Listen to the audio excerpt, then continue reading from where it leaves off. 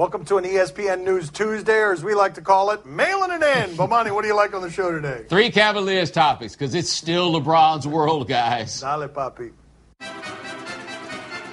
Should Dan Gilbert have consulted LeBron before making a GM change? This is stubborn, short-sighted, does not show the common courtesy that LeBron has earned, which is some power that he values in the organization of at least being consulted before making a change like this. He's been publicly disappointed by the idea that Griffin is now gone. It's a wayward franchise that hasn't been any good except when LeBron James is there. It seems to me that he has earned the power of at least consultation on something like this, especially when he values power. Yeah, there are a couple of levels of this. One, Jason Lloyd of The Athletic wrote a good story breaking down what happened on this, but one point he makes is Dan Gilbert lets everybody's contract go all the way to the end before he makes some sort of decision, because Dan Gilbert is the sort of guy who does that sort of thing, apparently, just because he can. I don't know if he needed to call LeBron. It seems like something you would probably do given LeBron's power in the organization. Whether he called him or not, everything in the NBA is going haywire right now. The Cavs are dead at the center of it, and as of the moment,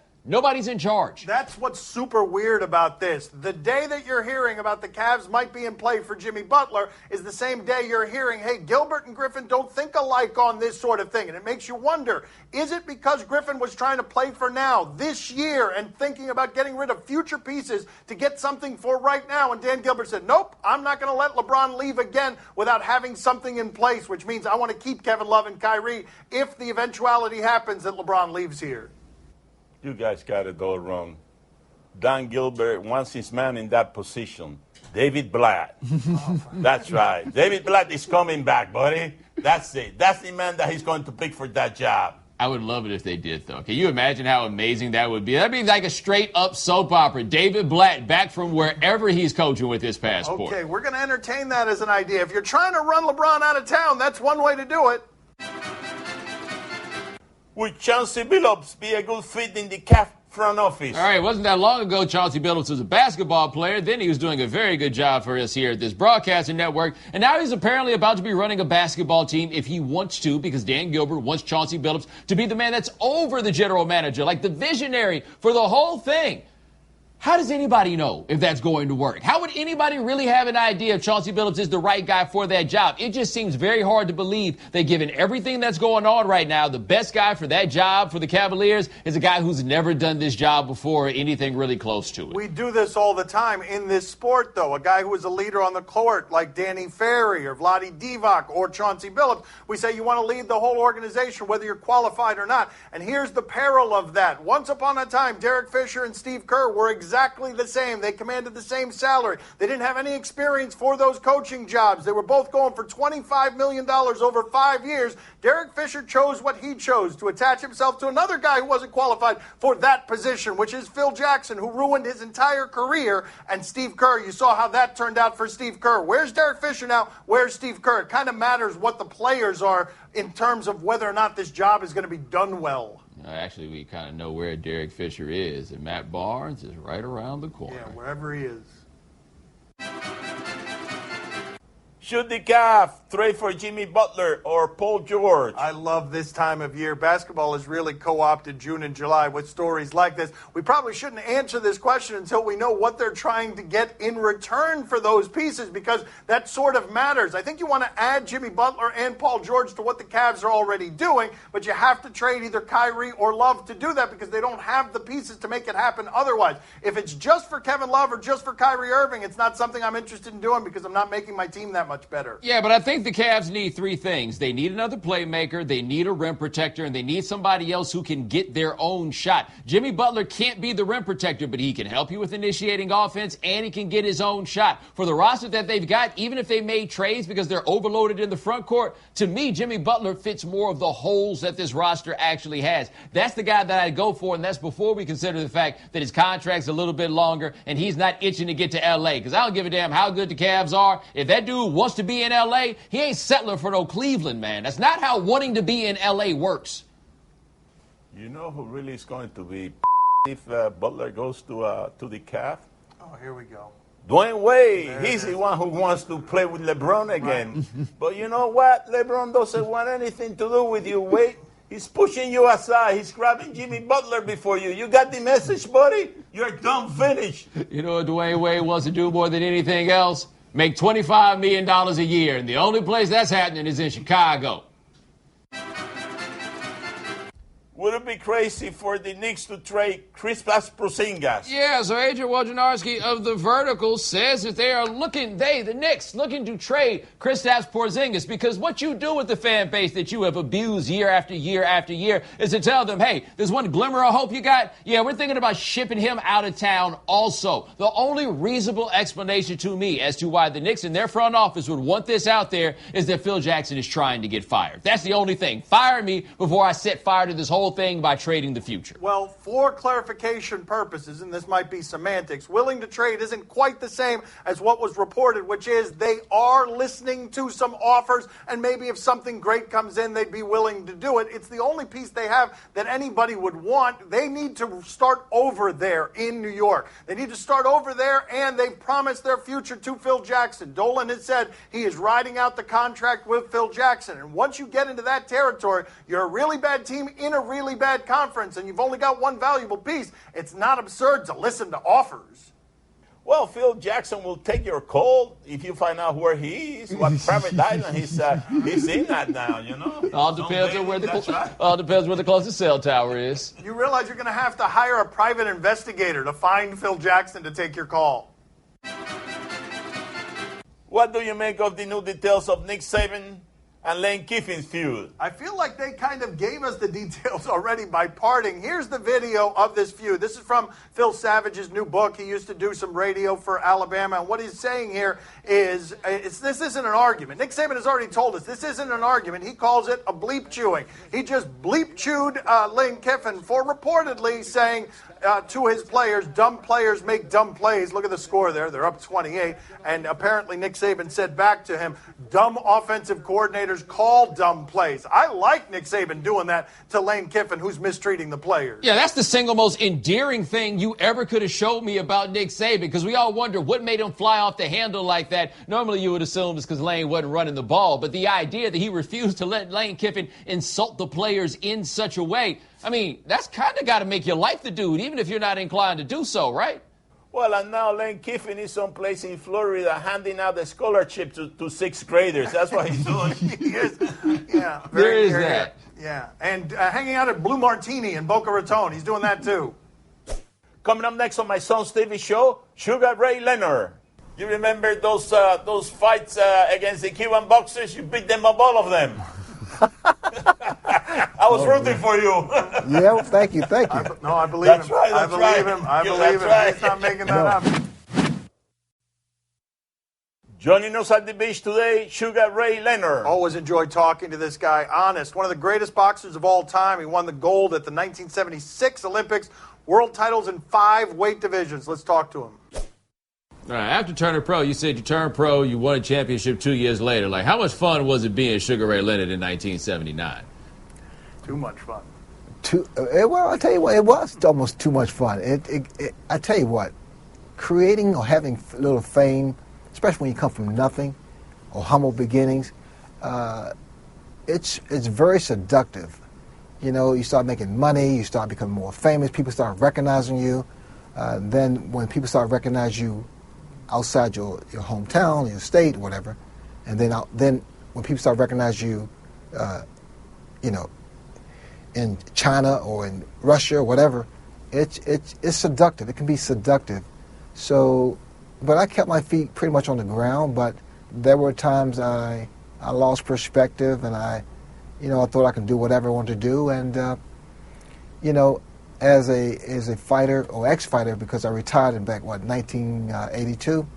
You know, I got involved with drugs because I wasn't happy. Alcohol became a factor, and those things almost took me down. It almost took me down, way down. And I pulled myself back because I have good people with me, I have family, and I also want to be a better person too. What's the time that you're remembering there? It seemed like you were lost in thought thinking about the way down. Like, what's the time? What was happening then? The time was 1982. I retired because I had a detached retina. But my ophthalmologist said, Ray, if you want to fight again, you can fight again. But, you know, majority of the fans, majority of people wanted me to retire because they said, Ray, you know what, you have fame, you have money, don't risk it. And that was very difficult to understand or interpret or comprehend when you are that young and that successful and that famous, because I wanted to do what I wanted to do. I wanted to fight. But, I mean, again, I'm looking back in retrospect. I mean, thank God for medical technology, the advancement. I did okay. So the hardest part to deal with, or the escape that was required by drugs or alcohol, was losing the identity of boxing? That's what led you there? Like maybe I was bored. Maybe I was too immature. Maybe I think all those things are factors in me, in my quest or in my journey. And all those things that I was able to endure and then get out of has made me the person that I am today. You can pick any moment on the resume, but just one. What would you say is the happiest moment Sugar Ray ever had in boxing? Wow, that's tough. I think that, or I feel that the fight with Tommy Hearns back in 1981, September of 1981, when I unified the title, we fought for the undisputed welterweight crown, and I beat Tommy Hearns, and I was a major underdog at that time. That comes to mind with being major. That fight seems like it might have been fun afterward, but during it sounds like it had to be miserable. And before doesn't sound like it. Sounds a little scary before too. But Tommy, you're so right with that. Tommy Hearns was, I mean, he just annihilated his opponents. Tommy was he was a freak of nature, 6'2", I mean, long arms and powerful and what have you. And most people thought, even my brother Roger thought I was going to lose the fight. But I prevailed. Wait a minute, how does that conversation go? Even your brother told you to your face you're going to lose this fight? Well, he didn't tell me in my face. He told me after the fight. Oh, okay. Smarter way to approach that one. No, my brother's smart. Roger is pretty smart. I'm going to bring my father in here. Give us just a second, Sugar Ray, as we change the camera angle. Okay. Sugar Ray, nice meeting you. Thank you, my friend. How you doing? I'm doing good. How about yourself? I'm doing fine. You remember those fights against the Cuban boxers? You beat them up, all of them. Aldris Adames, I remember that guy from the Olympics. From the Olympics. This guy here was so dominant. He knocked out everybody except me. But he knocked out everybody. Yeah. That's right. I was rooting for you. Yeah, thank you. I believe him. I believe him. Right. He's not making that up. He was rooting for I was rooting for you, Sugar Ray. Highly questionable is broadcast from the Clevelander Hotel on beautiful South Beach, Miami. Time to play the game that is not ready to lose you. Yeah, we're going to miss him. Yeah, that's no good. He's leaving later this week. Do you question? You give us topics and events, and we question them. Do you question Antonio Brown's sincerity? And we're not giving any setup here on what this could be. I don't even feel comfortable telling a joke on the front end. It could wind up being fireable after I see the video. The best commission in the game. We're allowed to celebrate now. Let's do it. Let's do it. I do think he's being sincere. He said he's the best commissioner in the game, a game that has one commissioner. I don't have anything to add to that, really. Where were they? Were they in Goodell's office there? It wasn't but a couple of months ago that they were telling us that Goodell was staunch about these celebration rules and was sending out videos to people on how they could celebrate. Goodell has done a total 180 on this. I guess that'll bring Antonio Brown to your office. He likes to dance more than any of them. I'll tell you this, though. If I want to see something on Snapchat for you going to Goodell's office, let me see the dap routine that he met you with at the door, right? I mean, I figure after the draft, Goodell just stays in practice by dapping up the players that show up for friendly meetings and disciplinary hearings. Boy, that was in Fidel Goodell's office. He must be very happy to be out of under his desk. Yeah, that is true. Right. I figure when you're looking for him, he is down there like, tell him I'm busy. We don't know if that's where Antonio Brown found him and then pulled him out in order to be in that Snapchat video. Do you question if Shaq will fit the modern NBA? The modern NBA, what does that mean? A three-point shooting Shaq? Let's see what we've got here. Steph Curry. Oh, good touch. The grace and touch that Shaq has always shown from distance at the rim. Hey. Wow.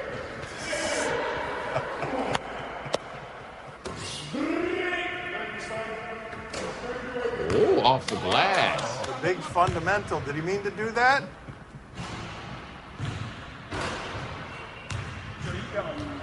Who's guarding that? Like, even to this day, who's guarding him? He is 1 for 22 his career from three. And tell me you're not surprised that there's a 1 next to that 22. Tell me you're not surprised. Well, he might be able to shoot that three, but I think that he's going to run into problems getting back on defense. Yeah, there is that. There is that. Do you question if this kid should be embarrassed? It is a kid and his grandfather. We love embarrassing kids. We got too much air. Oh, stole it! Oh! Oh! Got him. Oh! Oh! Paul Pierce with the steal and the handle. Oh, we got to come up with somebody else. We already have a Paul Pierce. Vince Carter. There you go. Oh! Oh! Manu Ginobili. Oh! Oh! Oh! Oh! Oh! You I reached feel like Manu out. Ginobili is stretching what people are willing to believe. Oh! Oh! Across the line. Yeah, I mean, that's what's crossing the line. It's just, you know, a little too far. Oh! Oh! I don't know if the kid should be embarrassed. Oh! His grandfather. Yeah, I mean, but his grandfather's grown, and I can't really tell how old his grandfather is in this picture. Okay, but the steal that involves you on your face and someone off camera is clearly killed with a sword. Yeah, nah, I think that's somewhat a spice. He just noisy. Wow. I don't even think we need to answer the question. You just wanted to watch the old man give him that that's work. all. That's The old it. man we think is old, but we really don't know. We don't know. What happened? What's the matter? I wish I could play basketball with some grandkids, you know. Oh, man. Oh, wow. He took a circuitous route to get there. All right. Time to play the game that uses butter as the deodorant. See or no? You tell us what to watch on television tonight. We tell you if we're intrigued or not. So that's what smells like shrimp scampi. On ESPNU, Sports Science. I'm generally interested in this. Let's check in with Markelle Fultz. He's going to be the #1 pick in the draft, and he is testing his skills against some dodgeball players. 3, 2, 1, go! Fultz dodges the first ball with a step-back move, which stops his forward momentum in just 0.12 of a second. Then, to evade the second throw, he uses his 36-inch max vert to raise his center of mass more than 5 feet above the court. He beats the third defender with a spin move as fast as Russell Westbrook's. And then he evades the fourth with a crossover as quick as Kyrie Irving's. And with only one man to beat, Fultz rises up and throws it down. That was hard. It was. I mean, I think next time we should see you do it. I'll get hit by everyone. I won't be able to avoid one. It was pretty awesome. Well done. Appreciate it. All right, the science is in. He's going to be better than LeBron. Bomani, are you intrigued? Put that on All-Star Weekend. Like, I mean, if you're at the NBA and you're watching that and you're not immediately thinking about how we get this into All-Star Weekend, you shouldn't even have that job. Papi, are you intrigued? I don't know what happened. What happened there? Okay. You got to give me a technical explanation. You know, what is this? He evaded 4 shots there. You got to aim for his head. You know, you got. He's there. You got to look this way, and when he thinks he's not going to throw the ball, then you throw the ball at him. That's the way you get him. You can't play straight with this guy. He's too smart. My father recused himself from voting on it just to give you that I'm very serious intrigued. I'm very dodgeball intrigued. analysis. On Comcast Chicago, Padres and Cubs. No, thank you. Cubs not playing very well in defense of their championship. There's a play at the plate here, though. Yesterday, Rizzo's coming in. San Diego's manager called this a cheap play. I defy you to name San Diego's manager. Go ahead. Woo! Ooh. Yeah, we don't do that anymore in baseball. We don't collide into the catcher anymore in baseball. He was dead to rights, too. Yeah, that wasn't a dirty play a couple of years ago. Now that's a dirty play.